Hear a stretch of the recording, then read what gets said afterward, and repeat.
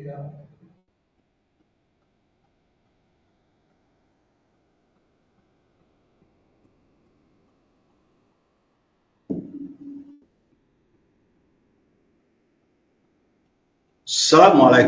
warahmatullahi taala wabarakatuh. Salam bahagia, salam pertemuan untuk teman-teman yang berkesempatan bersama dengan saya. Apa khabar anda semua? Saya agar anda sihat walafiat.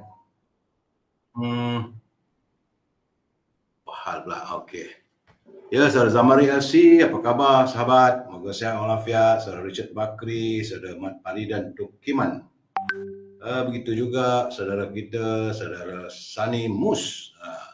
Saudara Asidir dari Kuantan, Puan Faridah Saman. Saya sentiasa mendoakan agar anda semua sihat walafiat.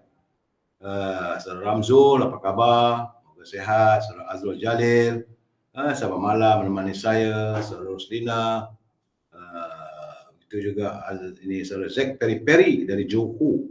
Saudara Maruzik Yasid, Saudara Sani Mus dari Sarawak, dari Kuching ya Saudara Sani. Bagaimana khabar orang di Kuching ya saudara? Doa saya anda sihat walafiat. Itu juga Syami Abu, salam pencerahan. Pak Chu dari Langkap. Pak Chu berapa rakaat hari ni? Saja nak melawat dengan Pak Chu. Rasanya 20 rakaat tak? Ya, kita punya solat tarawih.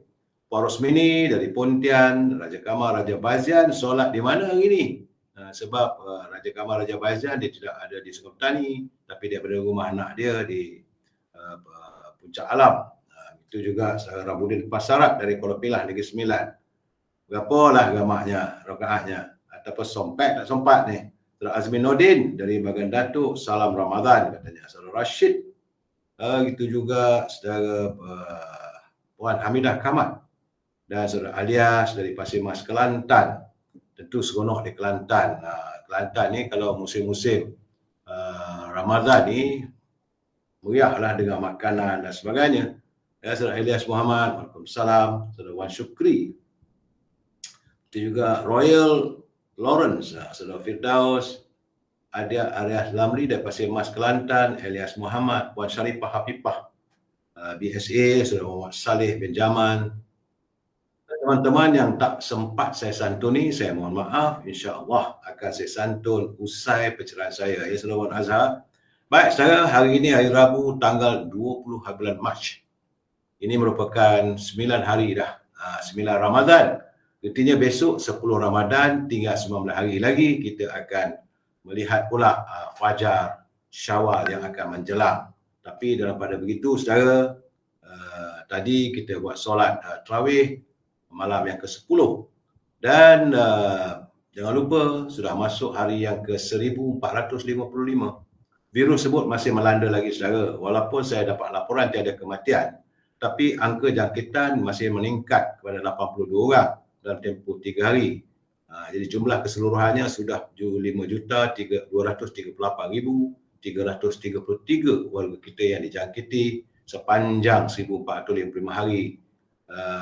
Bagaimanapun yang sembuh 5,232,165, iaitu peningkatan sebanyak 64. Tiada kematian dilaporkan, alhamdulillah. Tapi bila saudara pergi ke pasar Ramadan, ke tempat-tempat yang ramai orang, pastikan anda melakukan penjarakan sosial serta pakailah pelitup muka saudara. Jaga kesihatan diri kita.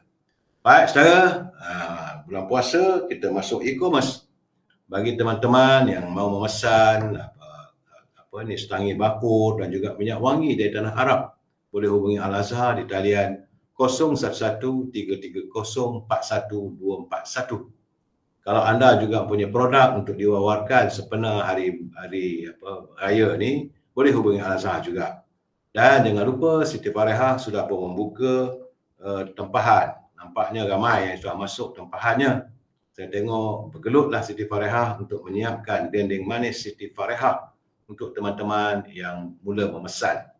Pesan awal dapatlah cepat. Kalau nanti takut khawatir nanti dekat-dekat dengan nak raya nanti tak sempat nak buat, boleh hubungi Siti Farehah di talian 017-711-4300. Dan jangan lupa saya kudapan lepas buka puasa pun okey, sambil saya berpecahan pun okey. Dan bila kalau tetamu datang ke rumah kita bila raya nanti, sesuai dimakan popiah sira Lady Maria. Rasanya saudara pedas, rangup, manis. Boleh hubungi saudara Nizam di talian 019 435 1203 untuk tempahan. Segera buat tempahan saudara. Khawatir nanti ada yang tak kesempatan mendapatnya. Maklum sajalah. Saya tengok dia tengah sibuk tu. Baik saudara, kita masuk segmen naluri kehidupan. Ini adalah curipan daripada kiriman teman-teman kepada saya. Ia menyatakan bahawa sesungguhnya akhlak seorang itu terbina kukuh apabila hatinya bersih dan tidak disalaputi dengan abu karat sifat mazmumah. Apabila hati seorang itu bersih, kesannya akan jelas terserlah pada apa saja pergerakan anggota fizikalnya. Baginda Nabi Muhammad SAW bersabda, sesungguhnya di dalam badan seorang itu ada sepotong daging. Apabila ia baik, maka baiklah seluruh anggota badannya. Dan apabila ia rosak, maka rosaklah seluruh anggota badannya. Ketahuilah, itulah yang dikatakan hati.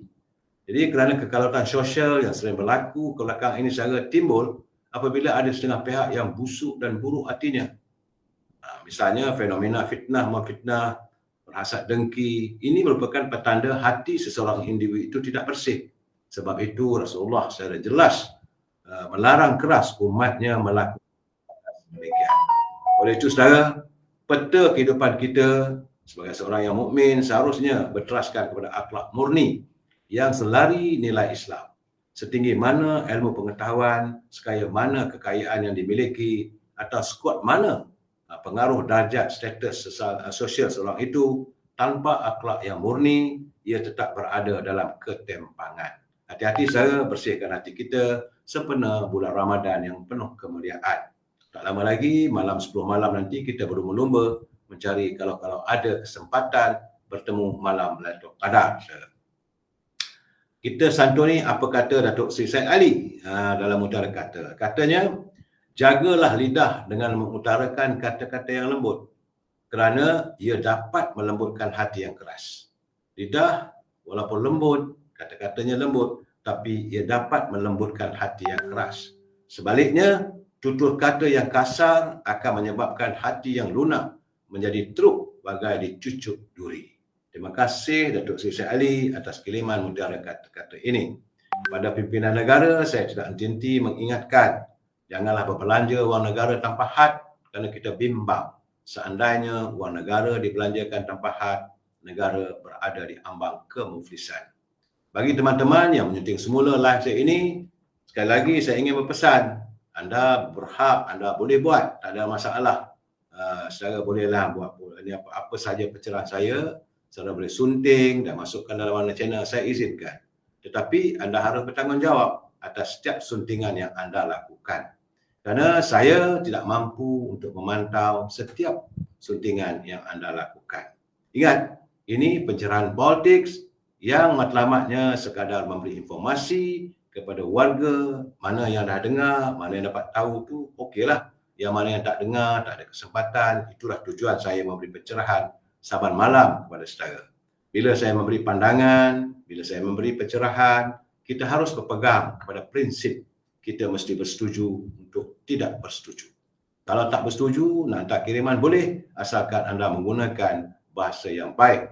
Kerana kita sebagai warga cinta damai, kita sentiasa menangani, menyantuni setiap persoalan secara harmonis. Ingat saudara. Berita pertama, tajuk kita malam ini adalah minda bangsa yang ternoda.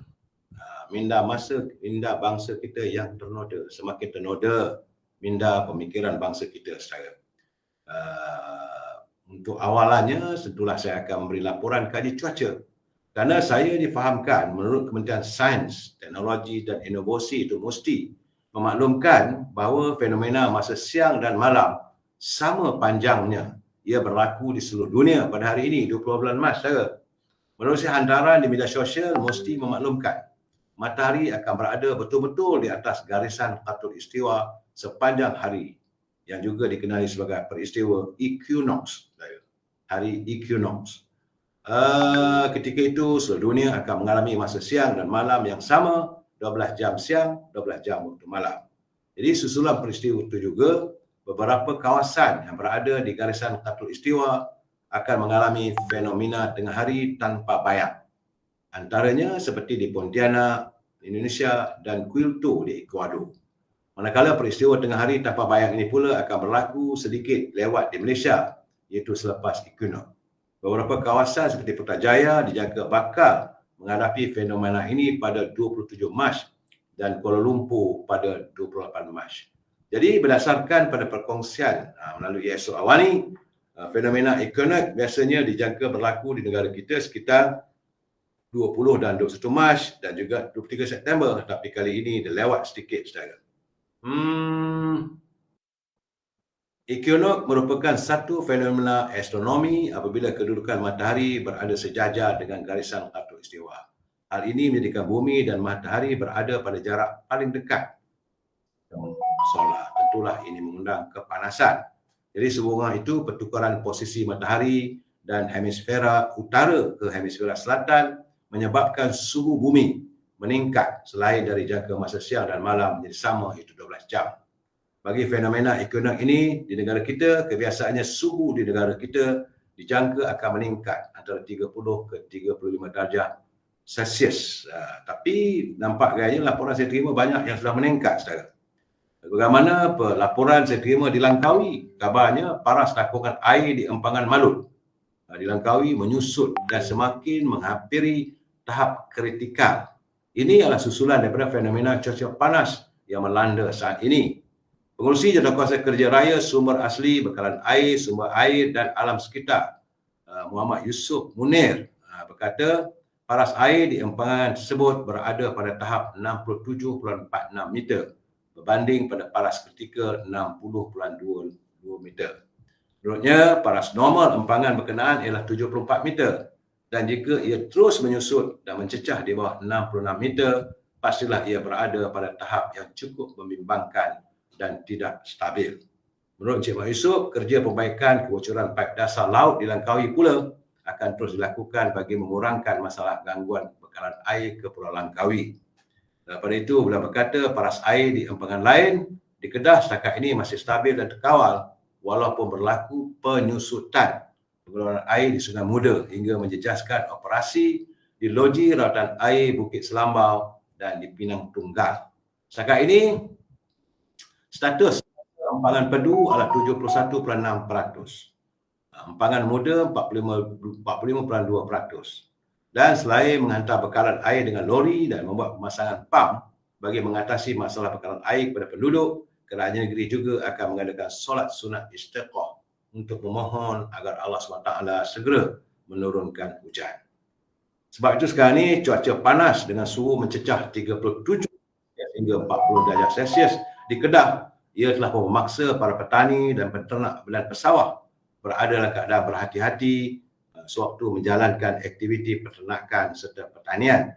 Bagi peternak lembu Mahadi Hassan, saya mendapat laporan daripada media Esok Awani, keadaan cuaca panas yang melampau khususnya pada tengah hari menyebabkan beliau perlu memberi tumpuan yang lebih dalam soal penjagaan haiwan. Keadaan panas sekarang katanya menyebabkan beliau perlu memandikan lembu-lembu 2 kali sehari. Saya juga perlu katanya pastikan ternakan tidak terdedah terlalu lama terhadap cuaca panas dan perlu dibawa ke tempat. Kalau sebelum ini lembu-lembu hanya mandi sekali saja pada waktu petang, tapi dalam cuaca panas ini perlu dimandikan 2 kali sehari, iaitu pada jam 11 pagi dan 11 petang. Sementara itu, bagi pesawah, Encik Mak Syukri Syafi'i berkata suhu panas yang tinggi sejak 3 bulan lalu menyebabkan beliau terpaksa menghadkan aktiviti tanaman padi. Menurutnya, jika sebelum ini dia boleh bekerja hingga ke petang, namun dalam keadaan cuaca panas sekarang, aktiviti di sawah hanya dapat dilakukan hingga antara jam 11 dan 12 tengah hari saja. Pengeluaran hasil beras juga nampaknya berkurangan sedikit pada musim panas. Selain itu, keadaan pokok padi jadi layu dan kering. Di samping itu, serangga perosak dan penyakit mudah menyerang pokok padi, katanya. Selain daripada itu, keadaan cuaca panas turut menjejaskan bekalan air ke kawasan sawah sehingga mengganggu aktiviti tanaman di kampung sawahnya yang pada keluasan 4.3 hektar di kampung Limbung. Semalam, Jabatan Meteorologi Malaysia memaklumkan gelombang haba berlaku di seluruh negeri Perlis dan pokok sena di Kedah apabila bacaan suhu yang diklasifikasikan sebagai tahap 2 direkodkan. Gelombang haba ataupun tahap 2 berlaku apabila suhu maksima harian mencecah 37 hingga 40 darjah Celsius untuk 3 hari berturut-turut.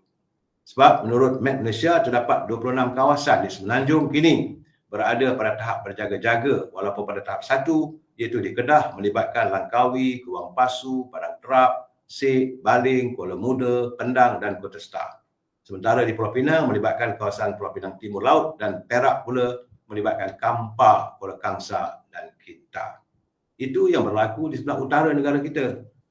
Saya juga mendapat perkabaran bahawa di Tampin dan di Jempol, Negeri Sembilan, telah pun merekodkan ketiadaan hujan selama 13 hari berturut-turut akibat fenomena El Nino kali ini. Demikian menurut Yang Maklumat Menteri Besar Negeri Sembilan, Datuk Seri Amiruddin Harun. Menurutnya, kawasan tersebut termasuklah pusat ternakan haiwan jelai dan Felda Palung 5 yang mengalami cuaca kering tanpa hujan selama 13 hari berturut-turut. Termasuklah juga di Gemencih 10 hari, Kuala Pilah dan Jelebu merekodkan 10 hari tanpa hujan. 2 hari lepas pun tak ada hujan juga. Jadi sesar panas di Negeri Sembilan berada pada tahap berjaga-jaga dengan suhu maksima harian 35 hingga 37 darjah Celsius. Memang panas saja. Di Seremban, Jelebu, Rembau dan Tampin. Jadi semua pihak di setiap daerah diminta menghentikan pembakaran terbuka yang boleh meningkatkan suhu persekitaran. Dan orang ramai diingatkan agar mengurangkan aktiviti luar, utamakan penjagaan kesihatan, terutama ketika menjalani ibadah puasa, kata Yang Maklumat Menteri Besar Negeri Sembilan. Sementara itu, menurut Datuk Aminuddin, kerajaan negeri membenarkan semua pejabat awam, wanita, termasuk bukan Islam di negeri itu, pulang seawal jam 2 petang pada setiap hari Jumaat bermula minggu ini, selaras dengan pelaksanaan waktu bekerja fleksi khas Ramadan kali ini. Menurutnya, pekerja wanita yang memulakan tugas pada jam 7.30 pagi tidak perlu keluar berehat dan setelah selesai kerja, mereka boleh terus pulang ke rumah pada masa yang telah ditetapkan. Pengurusan kaunter di jabatan dan agensi negeri agak fleksibel dan tidak akan terjejas kerana selepas saja wanita pulang, tempat mereka diganti oleh pekerja lelaki yang akan mengambil alih tugas tersebut. Alhamdulillah, saudara. Dari Kementerian Kewangan, saya mendapat laporan saya bahawa harga runcit bagi petrol RON 97, RON 95 serta diesel masing-masing kekal. RON 97 RM3.47, RON 95 RM2.05 dan diesel RM2.15 seliter bagi tempoh daripada 21 hingga 27 Mac. Kementerian Kewangan dalam kenyataannya hari ini memaklumkan harga itu berdasarkan harga runcit mingguan produk petroleum menggunakan formula mekanisme harga automatik APM. Ini semua adalah bagi melindungi para pengguna daripada kesan kenaikan harga sebenar minyak di pasaran global. Dan kerajaan masih mengekalkan harga runcit pada harga yang tersebut. Tiada kenaikan, saudara. Satu benda yang agak menggembirakan, semalam sewaktu menghadiri iftar Ramadan, Yang Berhormat Datuk Seri Zaid Hamidi berada di Felda Trolak, saudara. Sewaktu berbuka puasa, dalam majlis tersebut beliau mengumumkan bahawa peneroka Felda akan memperolehi sejumlah RM300 sebagai bantuan pada 317 peserta tanah rancangan Felda yang akan disalurkan sebelum sambutan Aidilfitri. Peneroka berpendapatan RM1,000 ke bawah dan peneroka yang berpendapatan RM1,000 hingga RM2,000 pula akan mendapat penangguhan potongan hutang. Ini tidaklah termasuk kos operasi ladang. Ini untuk hasil bulan Mac. Demikian menurut Datuk Zaid Hamidi sewaktu berbuka puasa bersama dengan warga Felda. Saudara, sambil itu beliau memberi peluang, menekankan bahawa kementeriannya memberi peluang pada generasi keempat dan kelima Felda apabila Majlis Tibet Negara diarahkan untuk menyelaraskan program pendidikan teknikal dan latihan vokasional, khususnya Tibet dan Tibet aras tinggi bagi meningkatkan kemahiran dan menjana pendapatan yang lumayan kepada warga anak-anak Felda. Alhamdulillah, saudara, begitulah concern atau prihatin yang pimpinan kita terhadap untuk nasib warga kita. Baik, saya khabar dari Mekah. Nampak gayanya mereka yang selalu suka sangat membuat umrah pada musim bulan puasa. Kerajaan Arab Saudi mengumumkan bahawa had pelaksanaan umrah dengan jemaah tidak boleh mengerjakan ibadah itu lebih daripada sekali ketika Ramadan, sebahagian daripada usaha untuk mengelakkan kesesakan di tanah suci. Artinya kalau awal Ramadan anda dah pergi ke Mekah, untuk hujung Ramadan tidak boleh masuk. Cuma sekali sahaja dalam bulan Ramadan ini. Kementerian Haji dan Umrah berkata melalui peraturan baru itu, kehadiran ramai jemaah khususnya di Masjidil Haram di Makkah dapat ditangani. Ia adalah untuk mengurangkan kesesakan dan langkah tersebut bagi membolehkan akses yang adil kepada semua jemaah dan memastikan pengurusan yang lebih cekap ketika waktu puncak. Langkah tersebut adalah diperkenalkan melalui portal khusus bagi prosedur ibadah umrah iaitu Nusuk yang akan mengeluarkan notifikasi mesej ralat kepada pengguna yang cuba memohon permit umrah untuk kali kedua dalam bulan Ramadan. Jadi kalau mereka yang dah mengerjakan ibadah umrah awal Ramadan, dah balik, kemudian bila hujung Ramadan mereka tidak diizinkan untuk melaksanakan ibadah umrah. Itulah ketetapan yang dibuat oleh Kementerian Haji dan Umrah Arab Saudi. Saya menerimakan sesuatu yang ini harus kita perhatikan, saudara, di Vietnam. Kabarnya dari Vietnam, saudara. Apabila daripada Hanoi, pendakwa raya Vietnam menggesa agar hukuman mati ke atas dalam kes penipuan kewangan terbesar negara itu, Trong My Lan. Demikian menurut laporan kerajaan di Vietnam.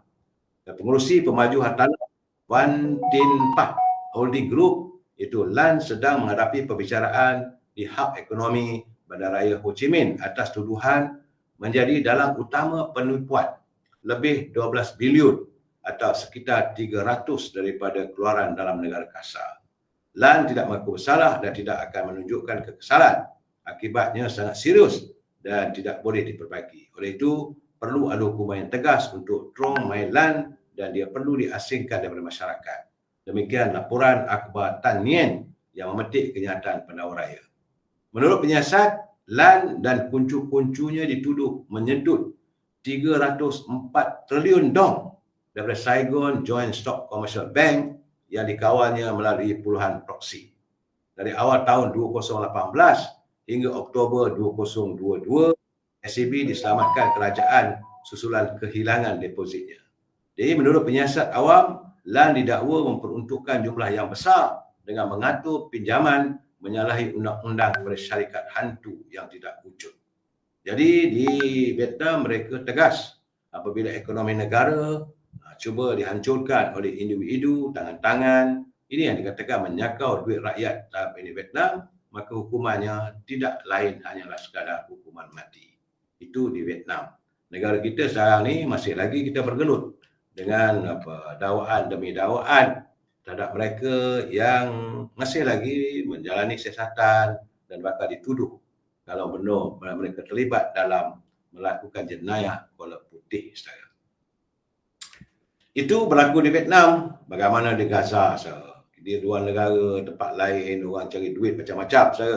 Orang sedut duit di sana sini. Tapi nampak gayanya di Gaza, kerajaan Itali dari kota Rom, saya mendapat berita bahawa Itali menentang pencerobohan darat hingga ke bandar selatan Rafah di semenanjung Gaza oleh tentera Israel. Demikian menurut Perdana Menterinya Giorgia Meloni. Walaupun beliau bukan beragama Islam, tapi Itali juga adalah senada dengan kita menentang pembunuhan rakyat beramai-ramai atau genosid rakyat Palestin. Kata Giorgia Meloni, kami akan mengulangi penentangan kami terhadap tindakan ketenteraan di lapangan oleh Israel di Rafah yang boleh membawa akibat lebih besar kepada orang awam yang berkumpul di kawasan itu. Meloni juga turut menegaskan bahawa keutamaan ketika ini adalah pembukaan laluan darat yang baru dan koridor maritim dari Cyprus ke Gaza bagi memastikan penyampaian bantuan kemanusiaan yang selamat ke kawasan Palestin. Dari Batu Muqaddis, saya melihat bahawa Israel masih lagi berikrar bahawa ia membenarkan penduduk Palestin yang bersesak di selatan Gaza keluar sebelum pihaknya melakukan serangan darat ke atas Rafah. Nak keluar ke mana? Persoalannya, suruh keluar daripada Rafah, nak keluar ke mana? Semua tempat terkepung. Ini adalah cara Israel melakukan pengkhianatan terhadap umat Palestin di bumi Gaza. Sebab itu beberapa pakar menyatakan mereka sangsi dengan hasrat Israel dan mereka memberi amaran rancangan membawa orang awam di Rafah keluar adalah bahaya, satu perkara yang sangat mustahil kata mereka. Saat ini kira-kira 1.5 juta penduduk Gaza berada di hujung paling selatan wilayah itu dan ia disekat di Laut Mediterranean di bahagian barat, sementara selatan dan timur sempadannya ditutup manakala tentera Israel bersedia menggempur dari utara. Perdana Menteri Israel Benjamin Netanyahu masih lagi bertegas akan menghantar tentera ke Rafah, kononnya untuk menumpaskan pejuang Hamas di kawasan yang bersempadan dengan Mesir dan Israel. Bagaimanapun, Israel masih tidak menjelaskan bagaimana atau bila pemindahan besar-besaran itu akan berlaku dan keadaan ini menjadikan satu cabaran yang dianggap mustahil oleh pakar-pakar bantuan dunia. Sehingga semalam, Menteri Luar Israel, Israel Katz, kekal mengelak untuk mendedahkan butiran rancangan di Rafah. Tapi dia memberitahu bahawa sebelum sebarangan operasi besar-besaran, pihaknya akan memindahkan rakyat. Nak pindah ke mana? Wallahu a'lam bissawab. Dia katanya bukan ke utara, tapi ke barat. Terdapat negara Arab yang boleh membantu mendirikan kemah atau menyelaras sesuatu yang lain di kawasan kecil antara Rafah dan Mediterranean. Keadaan begini, saudara, waktu mereka mula-mula datang ke bumi Palestin, kebanyakan, boleh katakan kesemua orang Yahudi yang masuk ke Palestin, mereka tinggal di kemah-kemah. Hari ini mereka tinggal rumah besar, rumah gedung. Tapi rakyat Palestin terpaksa tinggal di kemah-kemah pelarian. Itulah untuk nasib yang dialami oleh warga Palestin. Sebab itu, daripada Geneva, saya menerima berita bahawa Pertubuhan Bangsa-Bangsa Bersatu mengeluarkan amaran mengenai sekatan keras Israel kepada bantuan ke Gaza serta serangan berterusan yang dilihat sebagai menggunakan kebuluran sebagai senjata perang. Israel menggunakan kebuluran itu sebagai senjata perang mereka. Sebagai Ketua Asasi Manusia PBB, Volker Turk mengecam situasi kelaparan yang berluasa dan kebuluran yang meningkat di Gaza. Situasi kelaparan dan kebuluran adalah akibat daripada sekatan keras Israel terhadap kemasukan serta pengedaran bantuan kemanusiaan serta barangan komersial, perpindahan sebagian besar penduduk dan kemusnahan infrastruktur awam yang penting. Itulah keadaannya sebenarnya, gambarannya, bahawa warga Gaza, warga Palestin, mereka berada dalam suasana meniti kebuluran. Sebab tahap kesekatan berterusan Israel terhadap kemasukan bantuan ke Gaza masih terus dilakukan. Jam sedang berdetik. Setiap orang, terutamanya mereka yang punya pengaruh, sepatutnya mesti menegaskan bahawa Israel perlu bertindak untuk memudahkan kemasukan tanpa halangan dan pengagihan bantuan kemanusiaan. Tapi Israel masih lagi tegas. Masih tegar hatinya. Saya katakan bagi mereka, mereka dahagakan darah-darah rakyat Palestin. Inilah yang dialami oleh saudara kita di sana, saudara. Bersamalah kita berdoa, ya saudara. Malahan saya melihat ada pula usaha-usaha untuk melakukan korupsi. Tentera Israel sudah pun menyiarkan melalui media sosial, kononnya kalau adalah warga Palestin yang boleh memberitahu di mana keberadaan tentera Hamas, mereka boleh dapat upah, dapat duit daripada tentera Israel. Ini satu bentuk lagi bagaimana sebenar-benarnya tentera Israel masih dalam keadaan 1000 persoalan. Mereka tak tahu di mana sebenarnya tentera Gaza, Hamas. Jadi untuk tujuan itu dia siarkan melalui media sosial, telefon bimbit, siapa yang boleh memberi maklumat akan dapat bayaran. Ini saya rasa satu benda yang kadang-kadang lucu juga. Sebenarnya tentera Israel sendiri pun mereka dalam keadaan yang tak menentu, tak tahu di mana keberadaan ini tentera-tentera Hamas. Sebab itu mereka melakukan serangan membabi buta terhadap kawasan orang awam. Sebab itu Ketua Hamas iaitu yang berpengkalan di Qatar, Ismail Haniyeh, bila menuduh Israel melakukan sabotaj terhadap rundingan gencatan senjata selepas serbuan rejim Zionis ke atas hospital terbesar Gaza yang menurut Israel kononnya untuk menyasar pejuang Israel, pejuang Palestin.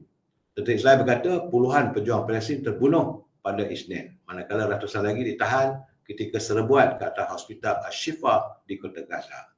Jadi tindakan tentera anggota Zionis di kompleks perubatan Al-Shifa katanya mengesahkan niat mereka untuk menghalang pemulihan kehidupan di Gaza dan membongkar aspek penting kewujudan manusia.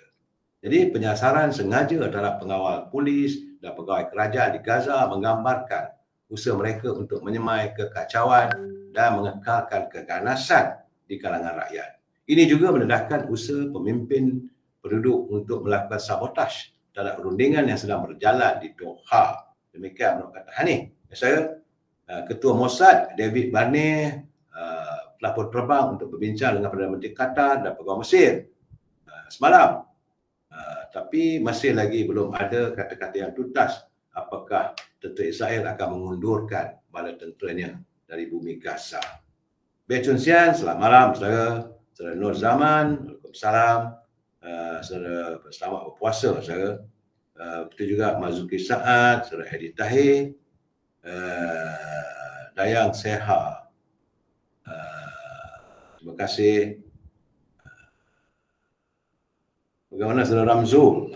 Saudara Aini, salam Ramadan untuk semua, selamat berpuasa. Begitu juga Bashar Pai, salam dari Setiawan. Setiawan tu Bashar kampung saya tu. Itulah keadaannya saudara di Israel dan kita berdoalah. Saya sedih saudara melihat keadaan di sana. Rakyatnya terpaksa duduk dalam kemah. Tidak ada lagi kebebasan, tidak ada ketentaman. Mereka menyambut kehadiran Ramadan dengan penuh derayan air mata dan penderitaan yang teramat. Kelaparan, keburukan di mana-mana. Rakyat dahagakan untuk makan dan kematian di mana-mana. Sebab itu saya mengatakan, walaupun ada kejahatan, walaupun ada perdamaian, tidak mungkin bibit-bibit kebencian, bibit-bibit perbalahan antara warga Palestin dengan warga Israel tidak akan tercapai. Saya rasa paling-paling 100 tahun akan datang, tidak mungkin ada kedamaian. Sebab warga Palestin tentu mereka berada dalam keadaan dendam yang cukup membara. Kerana ramai saudara mereka yang terkorban, anak yang terkorban, saudara terkorban, suami yang terkorban, wanita-wanita terkorban, anak-anak kecil terkorban. Semua ini menimbulkan dendam yang tidak ada noktahnya. Sebab itu saya merasakan bahawa keadaan di bumi Gaza, di Palestin, sukar untuk mencari kedamaian. Melainkan tentera Israel berundur sepenuhnya. Kalau mereka masih berada di situ, saya yakin kita kata mereka lah, kita pun saudara. Kalau keluarga kita mati, kita pernah mengalami suasana begitu saudara. Saat negara kita diperintah hanya 16 hari saja oleh tentera komunis, gerila komunis. Ramai warga kita yang mati. Sebab itu sampai sekarang kita masih lagi menebal kebencian itu. Walaupun ia berlaku pada generasi kita yang 3 generasi terdahulu. Pada tok nenek kita, bukan bapak-bapak kita. Tapi perasaan dendam itu masih berada. Bagaimana dengan warga di Gaza, anak-anak kecil yang hilang kaki, hilang tangan. Setiap kali mereka berjalan kehidupan, tentulah ada dendam yang tidak mungkin padam di hati warga Palestin. Baik, saya kembali ke tanah air. Hari ini Dewan Rakyat masih bersidang dan kita difahamkan bahawa pemberian inisiatif kewangan kepada pengeluar gula yang dilaksanakan ketika ini menurut Menteri Kewangan kedua adalah sekadar langkah sementara. Besar kemungkinan akan datang tak ada. Kalau tak ada, mungkin harga gula meningkat dan sebagainya. Kata Datuk Seri Amir Hamzah Azizan, langkah itu dilaksanakan bagi memastikan kelangsungan bekalan dan harga gula kekal untuk pengguna. Ia dilaksanakan dengan mengambil kira harga gula global yang menyebabkan kerugian besar kepada pengeluar tempatan ketika ini. Sebab bekalan gula mentah yang masuk ke negara kita ini begitu terhad dan harganya terlalu mahal. Keadaan itu membuatkan para pengilang gula mengalami kejatuhan nilai keuntungan yang begitu teruk. Sebab itu kerajaan terpaksa menyuntik pemberian insentif kewangan kepada para pengeluar gula yang dilaksanakan saat ini. Tapi kalau gula sudah dapat balik pada di pasaran dengan harga yang tidak tinggi, maka pemberian insentif kewangan itu akan ditarik balik. Itu kenyataan Datuk Seri Amir Hamizan sewaktu menggulung perbahasan rang Undang-Undang Perbekalan Tambahan dan usul anggaran perbelanjaan pembangunan tambahan pertama 2023 di Dewan Rakyat. Cuma Dewan Rakyat daripada semalam hari ini pimpinan kerajaan ada di Parlimen Kerajaan bercakap soal kehidupan rakyat. Agak mengecewakan, mereka di sebelah pembangkang lain tak ada. Melontarkan retorika, bergaduh, terjerit sana, terjerit sini. Tak dapat lihat bagaimana perbalahan antara Menteri Agama Datuk Azalina Osman dengan wakil-wakil dengan Ketua Pembangkang, dengan wakil daripada parti PAS, wakil daripada parti Pribumi. Nampaknya secara mereka tidak mencipta damai. Kita mengharapkan agar Dewan Rakyat itu digunakan untuk menjana pemikiran yang baik. Ini tidak berlaku. Keadaannya amat mengecewakan. Bagaimanapun kita terima sajalah laporan yang dibuat oleh Menteri Kewangan kedua. Dan mudah-mudahan ada sesuatu yang lebih baik mungkin untuk besok-besok dan mungkin minggu depan. Saya tak apa sure lagi apakah minggu depan masih ada lagi persidangan Dewan Rakyat. Tapi bagaimanapun Dewan Negara sudah pun bermula dan banyaklah inisiatif kerajaan mula diumumkan yang matlamat yang lain tak ada untuk menangani derita rakyat. Kita masuk bab ini tentang apa yang saya katakan bahawa bagaimana minda bangsa kita yang terus ternoda. Sebenarnya dalam keadaan hari ini kita masih terus berbalah sama umat. Dan saat ini kita sangat dengan tuduhan kafir-mengkafir yang saya lihat seolah digali semula dari kubur sejarah. Dengan kerandanya masih belum usang kelihatannya. Artinya isu yang tak sepatutnya ada masih lagi berwenang dalam arena politik tanah air. Tak undi kami masuk neraka, undi kami masuk syurga. Jadi artinya kafir-mengkafir itu muncul lagi. Tidak tuntas, tidak terhenti, tidak ternoktah, saudara. Dan di saat perbalahan umat itulah kita dipertontonkan oleh kuasa mereka yang merobek hati dan perasaan umat dengan kepelbagaian kebobrokan. Bila kita berbalah sama kita, orang lain tak ada masalah. Bila kita bergaduh, orang ambil orang lain ambil kesempatan. Saya isu sekolah kebangsaan, sekolah vernacular masih belum usai dan masih menjadi bara tanpa mampu dinoktahkan.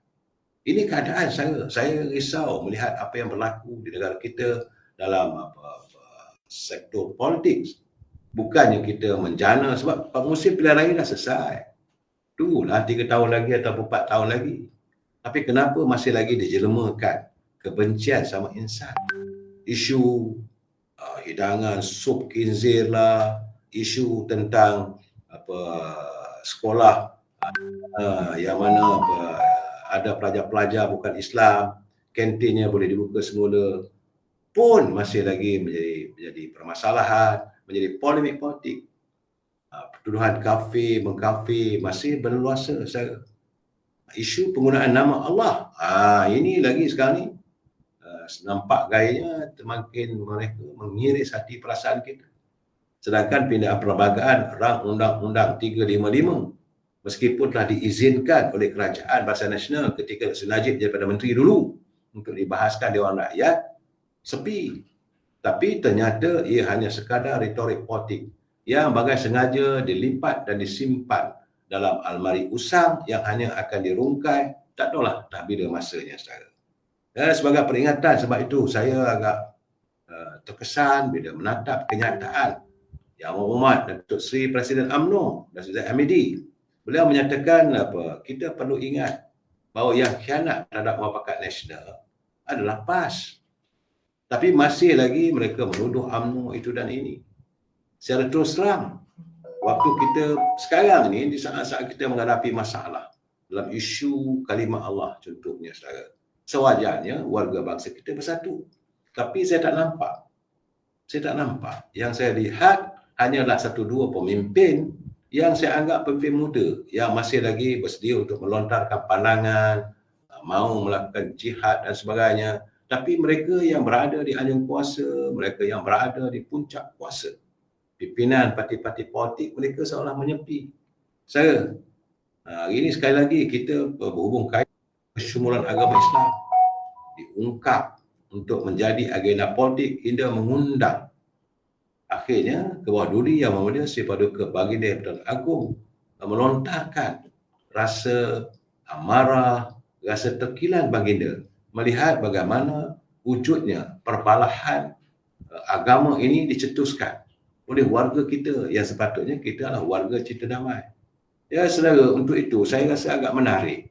Mungkin saudara dah lihat, mungkin ada saudara dengar, mungkin yang tak dapat kesempatan, saya agak tertarik dengan ungkapan daripada Syahibul Sama'ah, Mufti Perlis. Dia seorang saja saya yang mengeluarkan kenyataan. Sebab beliau sebagai Mufti Kerajaan Negeri Perlis dan orang yang mempunyai otoriti untuk bercakap soal-soal ini, saya rasa tidak salah kalau saya menyiarkan viti kenyataan Syahibul Sama'ah, Mufti Besar Perlis.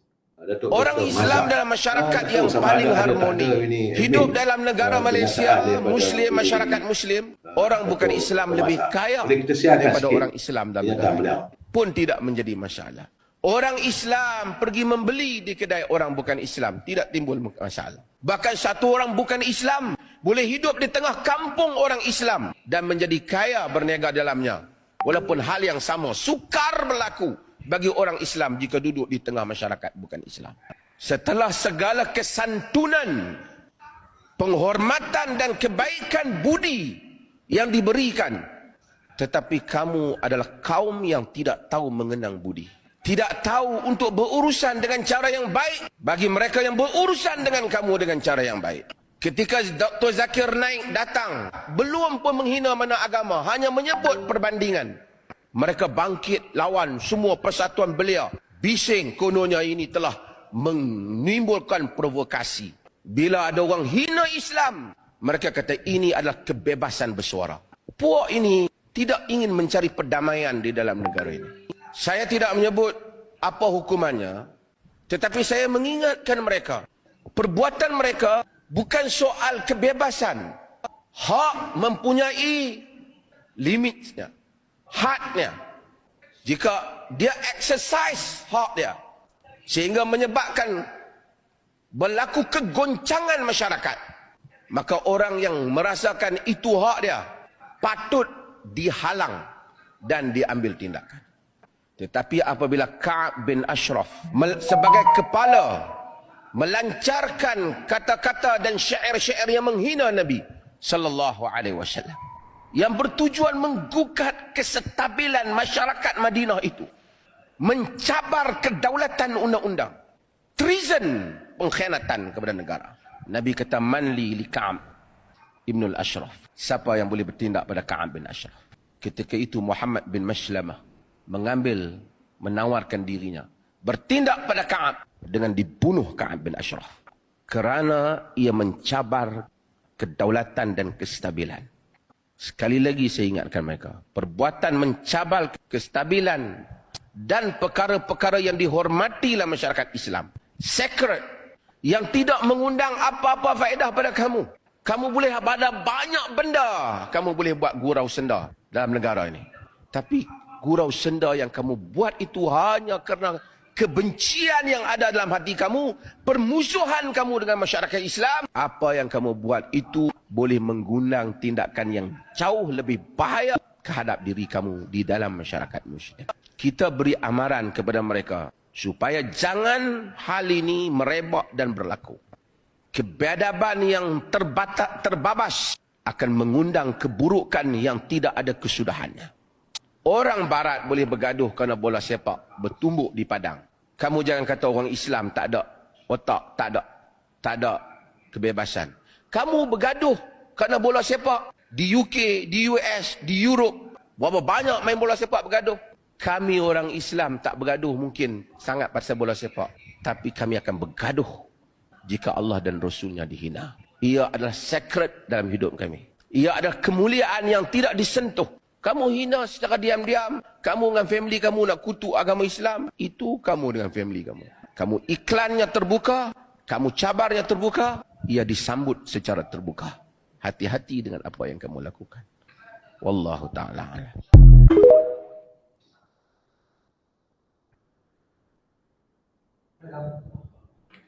Okey, sir.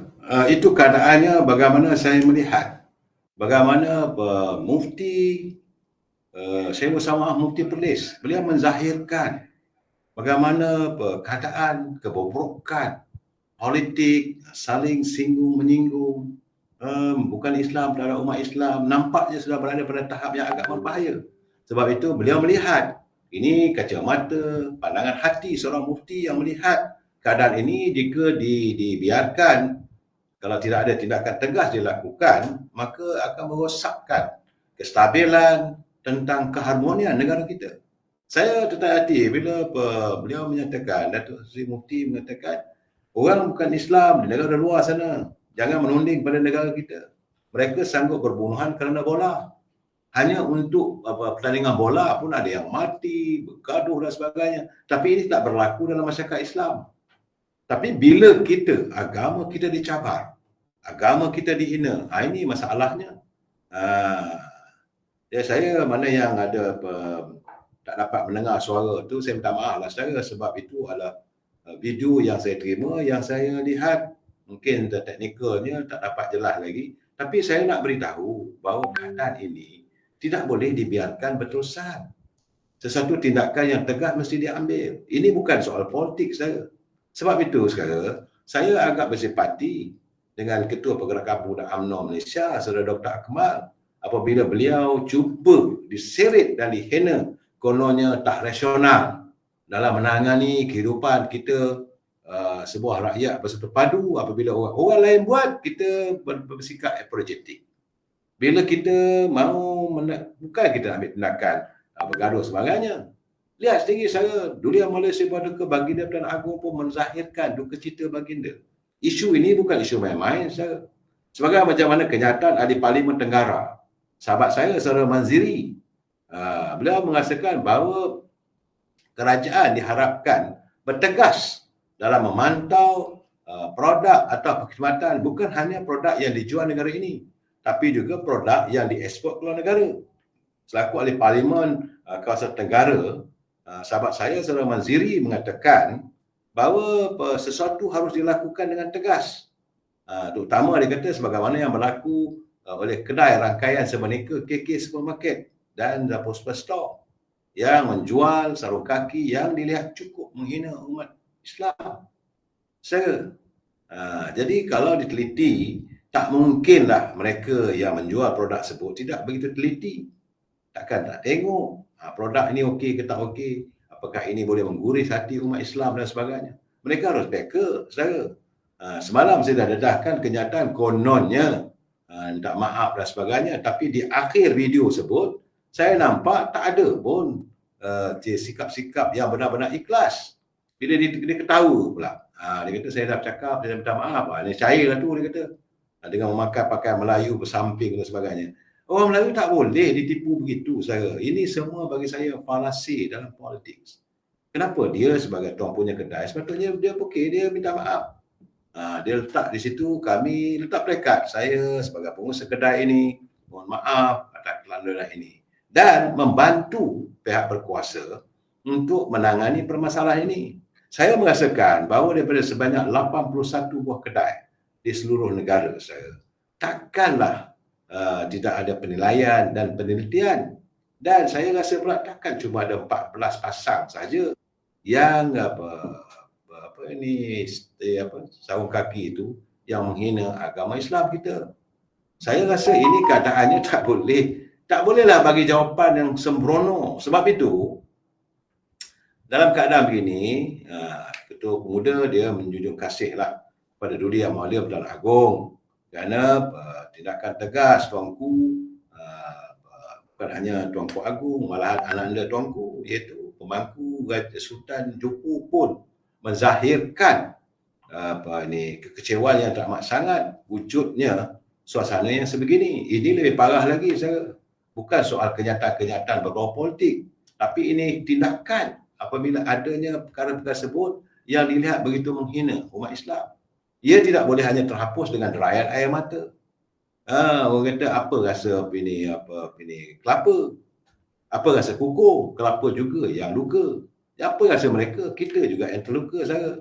Sebab itu sebagai ahli veteran UMNO, Susah Agung veteran UMNO, Datuk Mustafa Yaakob, dia dengan jelas, dengan lantang menyuarakan, dia kata apabila Menteri Pelancongan yang cuba menyalahkan tindakan Ketua Pemuda, katanya ketelanjuran begitu berlebihan, nak bawa boikot, nak minta semua boikot, itu tak sepatutnya dalam suasana kita dalam perpaduan. Ini bukan soal perpaduan, itu yang kita jaminkan.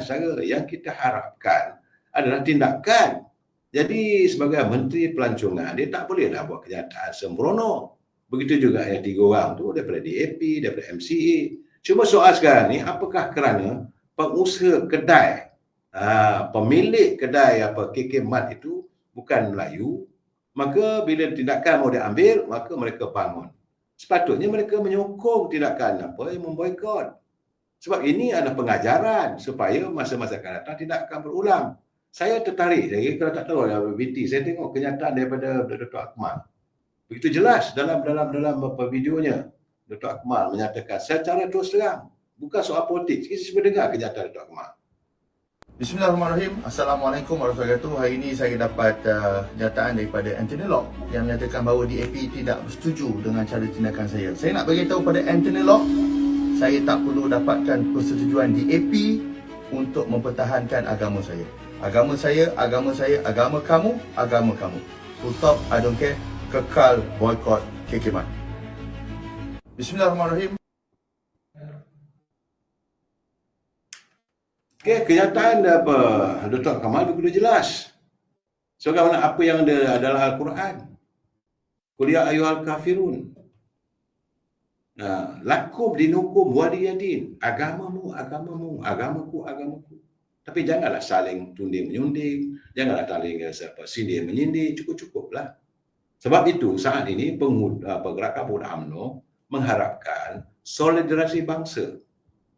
Dia mengharapkan solidariti bukan nak mencetuskan perbalahan kaum, tidak. Tapi pengajaran betul diberi pada rangkaian supermarket KK, agar tak berulang. Dulu kita dengar adanya KZ juga dijual di pasar-pasar raya yang didatangi oleh keluarga Islam. Itu yang terdedah setahun 2 tahun dulu. Saya melihat ada kenyataan. Tapi Alhamdulillah tak ada lagi dah berlaku. Dan sekarang ni penghinaan pula terhadap Allah. Ini bagi saya satu tindakan yang wajar ditendang. Jadi kita tak boleh ambil mudah. Tak boleh ambil mudah dan jangan kita pandang sebelah mata. Tujuan apa yang dilakukan oleh Dr. Akmal sebagai pemuda, beliau melontarkan perasaan, kenyataan beliau apabila agama kita dihina. Sebagaimana saya katakan semalam, kata Buya Hamka, kalau saat negara kamu dihina, agamamu, negara kamu, Nabi kamu dihina, Allah dihina, dan kamu masih berdiam diri, saat itu kain kapan itulah lebih baik untuk kamu pakai. Bahasa kasarnya, lebih baik matilah korang kalau itu keadaannya. Sebab semua tak ambil tahu. Kita harus menyuarakan. Ini bukan apa, secara suara. Sebab itu, kita bukan nak minta tindakan yang bukan-bukan. Saya berterima kasih kepada Dr. Akmal yang berani bersuara. Kita tak cukup hanya sekadar minta maaf. Besok buat lagi. Mesti ada pengajaran yang tuntas. Sebab itu saya melihat bagaimana pemimpin PKR. Saya bersetuju saudara Fahmi Zainal. Dia menggesa agar ketua WIP Parlimen DAP dengan Komeng supaya mengelak daripada mengulas isu kontroversi tentang stokin dan bertulisan-tulisan Allah ini. Sebab ini tak ada kena-mengena dengan beliau. Tak ada kena-mengena. Hanya kerana pemilik Toki KK Mat itu bukan Melayu. Tak boleh jadikan begitu. Tak boleh. Ini soal sekarang ni, soal akidah kita. Menurut Fahmi Zainal, beliau selaku ahli majlis pimpinan negeri PKR Pulau Pinang. Dia kata lebih baiklah Ngah Komeng ni berdiam diri berhubung perkara itu daripada memburukkan keadaan. Sebab tak ada kaitan langsung perkara itu kepada Wabi Ngah Komeng. Jadi kenapa pula dia terburu-buru mengulas? Jadi diam adalah lebih baik berbanding kata-katanya. Jadi katanya jika Wabi Ngah Komeng faham tentang menghormati kesucian agama masing-masing, sepatutnya beliau tidak perlu ambil campur tangan hal ini. Biarkanlah keadaan ini ditangani oleh Jabatan Agama Islam, oleh pemuda. Dan kita cuma tak ada apa yang saranan Datuk Akmal, dia kata boikot aja, tak payah kita pergi. Takkan itu pun jadi kesalahan besar. Jadi soal bagi Ngah permohonan maaf KK Mat di saluran dalam talian dan notis yang disiarkan di cawangannya sepatutnya sudah memadai. Mana boleh cukup begitu saya? Agama kita dihina, Allah dihina saya. Jadi Ngah sepatutnya menumpukan tugasnya sebagai Menteri Perumahan Kerajaan Tempatan dan serahkanlah pada pihak berkuasa untuk menyiasat kes berkaitan dengan KK Mat. Jadi saya melihat juga kenyataan daripada itu kenyataan daripada Pulau Pinang ke, Wabi Fahmi Zainal. Ada satu kenyataan tadi saya dengar satu lagi tentang ertinya saya melihat bahawa Ketua Pergerakan Pemuda UMNO Dr. Muhammad Akmal Saleh tidak keseorangan dalam memperjuangkan tindakan memboikot KK Mat susulan isu penjualan stokin terternama Allah. Selaku pengurusi Biro Armada Pusat. Ini bukan Parti UMNO, bukan daripada Parti Keadilan, bukan daripada Parti Amanah. Dia adalah pengurusi Biro Armada Pusat, Dr. Muhammad Alif. Dia katanya jika DAP dan MCA boleh bergabung, meminta Dr. Akmal bertenang dalam soal ini, beliau tidak teragak untuk bersama menyokong tindakan sayap pemuda UMNO. Kalau DAP dan MCA boleh bersatu, maka kita di Armada Bersatu katanya. Ini daripada Parti Bersatu pula, pimpinan anak muda. Sebab dia kata kita di Armada Bersatu ini juga boleh bersama-sama dengan pemuda UMNO dalam hal ini. Kalau DAP dan MCA boleh berpakat minta Dr. Akmal bertenang dan tak boikot,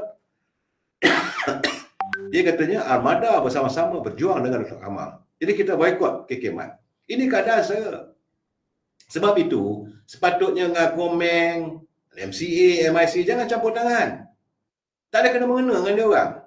Ini soalnya cadangan daripada Dr. Akmal. Dia kata kalau itulah sikap pemilik supermarket tersebut yang langsung tak peka pada kesucian agama Islam, kita boikot sajalah. Itu kenyataannya. Bukan berbau tentang politik, tidak. Ini soal agama kita, itu saya haraplah. Jadi menurut Dr. Muhammad Akmal Saleh, bahawa beliau merasakan bahawa Dr. Akmal tidak keseorangan. Dan ini juga saya lihat, kalau bijak pemuda menyantun ini juga adalah jaluran untuk kita bersatu padu. Ini yang kita harapkan, kita bersatu padu dalam menegakkan keharmonian bangsa negara kita. Dan jangan kita izinkan orang mencacat, orang buat sikap macam-macam. Cukup-cukuplah.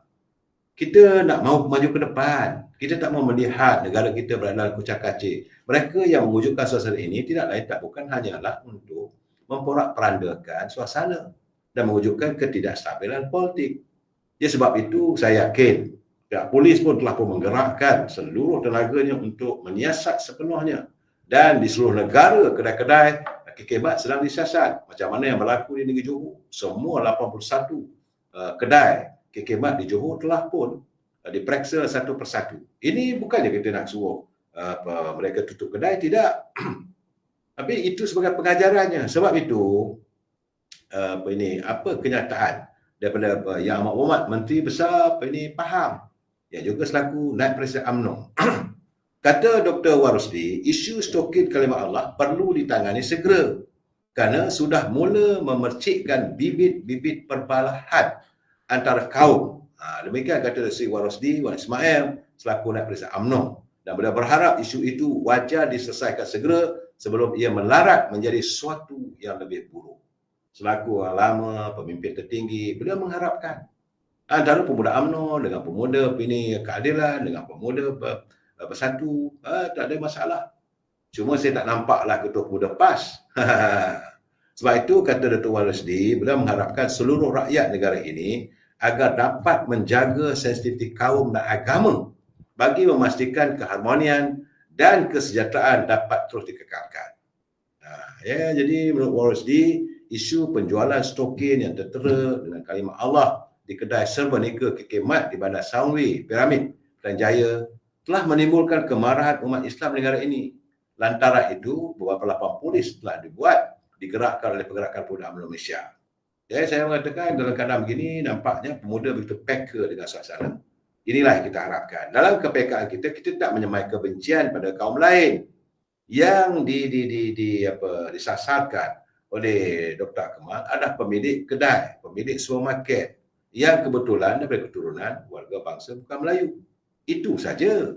Jadi tak payahlah kita nak katakan ini wujudnya antara Melayu Cina. Tak payah. Jadi dengan komen, tak payah komen. DAP tak payah komen. MCA pun tak payah campur tangan lah. Jadi biar kita bermasalah dengan ini pemilik kedai itu. Ini bukan masalah kaum. Ini masalah agama yang dilihat. Kalau tak ditangan dengan baik, ini boleh memercikkan api perkauman yang cukup serius. Sebagaimana saranan daripada Datuk Seri Dr. Wan Rosli selaku Menteri Besar Pahang, selaku Naib Presiden UMNO, beliau mahu agar pihak berkuasa segera menyiasat dan menghentikan elemen ini agar tidak berulang lagi. Saya dengar sendiri orang daripada Sahibu Samaam Mufti Perdih bercakap, Ketua Pemuda daripada Armada bercakap, pemuda daripada PKR bercakap, dan semua pihak bercakap. Jadi sebab itu saya katakan kita jangan ambil mudah isu tentang kalimah Allah ini yang diperhinakan oleh mereka. Saya harapkan warga kita tenang. Biarlah persoalan ini ditangani oleh pemuda UMNO bersama-sama dengan pihak berkuasa. Cukup-cukuplah kita menghadapi masalah perkauman. Negara memerlukan kestabilan politik. Kita harus move on, kita harus terus ke depan. Bukan kita menimbulkan masalah yang membuatkan orang luar melihat negara kita masih lagi dalam keadaan yang terumbang-ambing.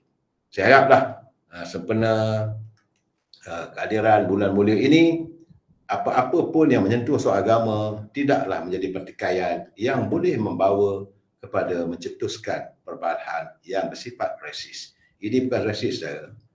Ini menyentuh soal 3R. Saya jumpa lagi besok. Wabillahi taufiq wa hidayah. Assalamualaikum warahmatullahi taala wabarakatuh. Selamat malam. Terima kasih.